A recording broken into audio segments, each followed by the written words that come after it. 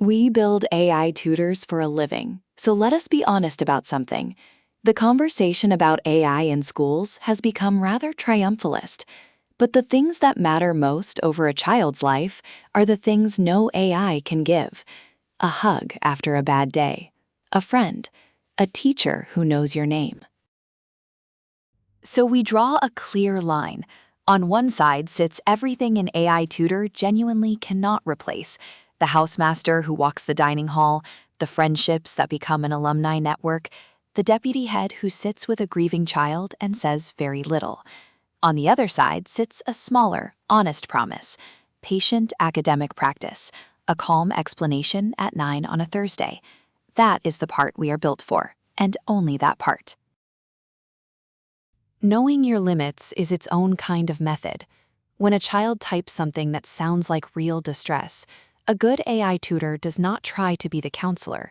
It stops. It says, "This needs a person," and it points to a parent, a teacher, or child line. It stays firmly inside the academic lane. The firelighting and the comforting belong to humans, and we are glad to leave them there. Every tutor in the faculty shares the same humility. Maths, English, the sciences, history, geography. Each one is good at patient practice and quietly clear about what it is not. None of them pretends to be a friend, a mentor, or a substitute for a great school.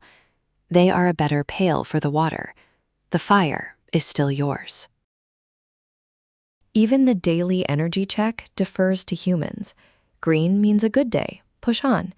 Amber means tired, keep it light. And on a red day, the tutor does not press. It says rest and talk to someone you trust. Well-being belongs to people. We just try not to get in the way.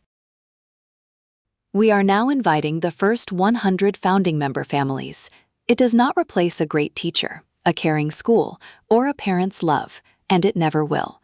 But as a humble helper for the homework, you are warmly welcome to aitutors.me. Learn more at aitutors.me